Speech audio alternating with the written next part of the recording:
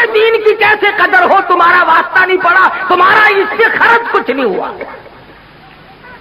سلطان عالمگیر سب کہہ دو رحمت اللہ علیہ، بادشاہ وقت ہے، حکمراں ہے دلی کا،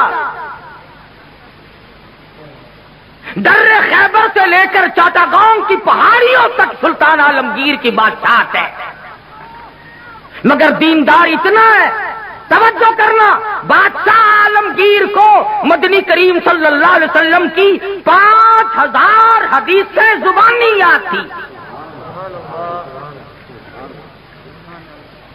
بادشاہ کو 5000 حدیث شریف زبانی یاد تھی،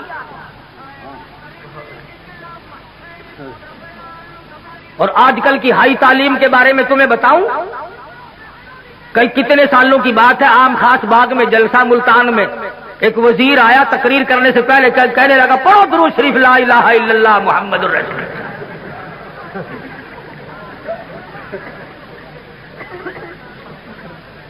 تعلیم بہت ہو گئی ہے۔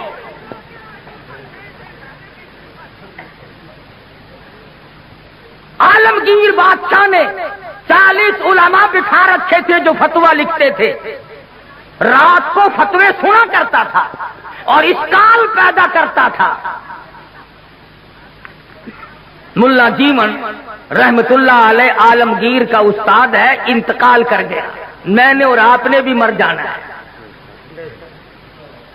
فوت ہونے سے پہلے وصیت نامہ لکھ دیا، فرماتے ہیں میری نماز جنازہ وہ آدمی پڑھائے جس کی تمام عمر میں جب سے ہوش و حواس سنبھالا ہے اس کی ایک دن بھی سفر میں، حضر میں، دکھ میں، درد میں، بیماری میں کبھی بھی کسی حال میں بھی تہجد کی نماز قضا نہ ہوئی ہو۔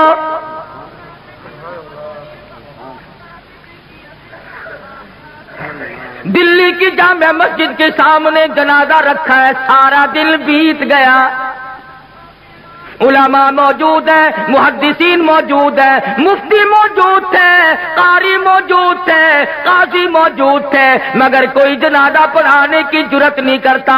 کبھی نہ کبھی دکھ میں، درد میں، شادی میں، غمی میں تہجد کی نماز چلی جاتی ہے، کوئی جرت نہیں کرتا۔ عصر کا وقت ہوا، بادشاہ عالمگیر استاد محترم کے جنازے کے قریب پہنچا اور منہ سے کپڑا اٹھا کے کہنے لگا او اللہ والے تجھے کیا ملا؟ دنیا سے جاتے جاتے میرا راز کھول گئے۔ میں سمجھتا ہوں، جانتا ہوں کس کے بارے میں لکھ کے گئے ہو، کسے حکم دے کے گئے ہو، مگر اے اللہ والے یہ تو بتا، میری تمنا تھی، میری آرزو تھی کہ تیرے سوا، میرے رب کے سوا کوئی نہ جانے میں کیسا ہوں۔ والذین یبیتون لربہم سجدا وقیاما، وہ لوگ کتنے کامیاب ہیں جن کی راتیں سجدوں اور قیام میں بیت جاتی ہیں۔ امن ہوا قانت آناء اللیل،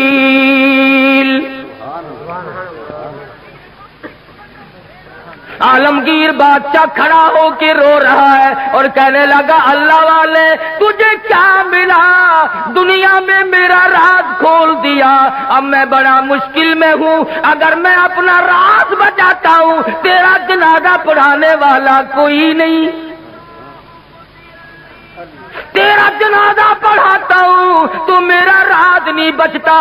اللہ والے میں مصیبت میں آ گیا ہوں، میری تو بڑی تمنا تھی میرے رب کے سوا کوئی نہ جانتا میں کیسا ہوں۔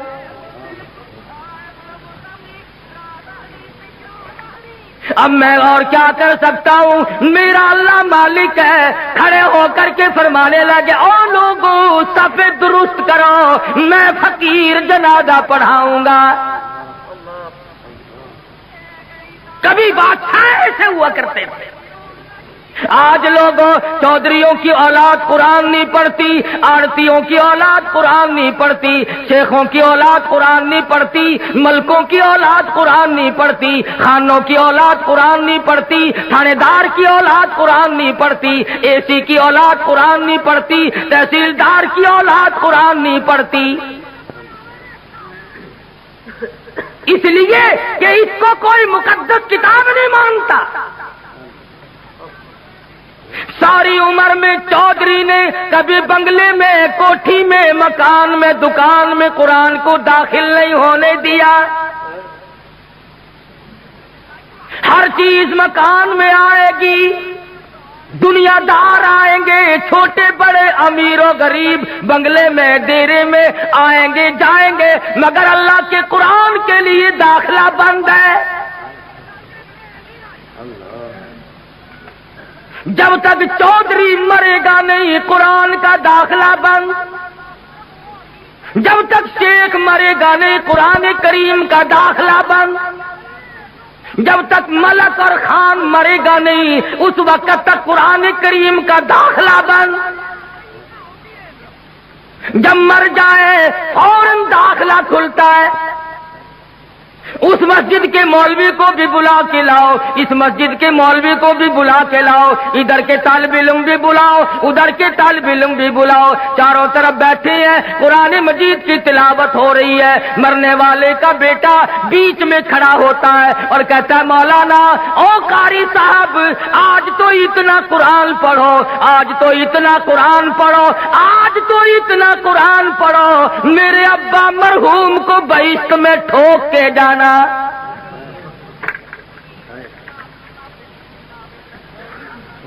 داخلہ تو ملنا نہیں، ٹھوکنا ہی پڑے گا۔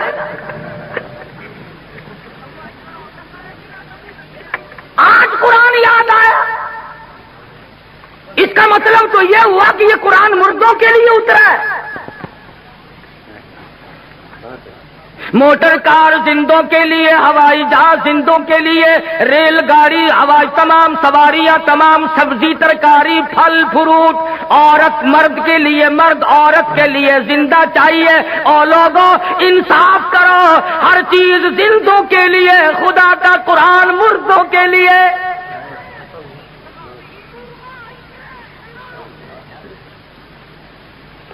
پڑھنا چاہیے جی، بڑا ثواب ہے جی، بڑا ثواب ہے جی، جتنا قرآن پڑھے سو قبر چڑھتا ہے۔ عقل نہیں رہتی آدمی میں بات کرنے، اب یہی وجہ ہے نا عقل ٹھکانے نہیں۔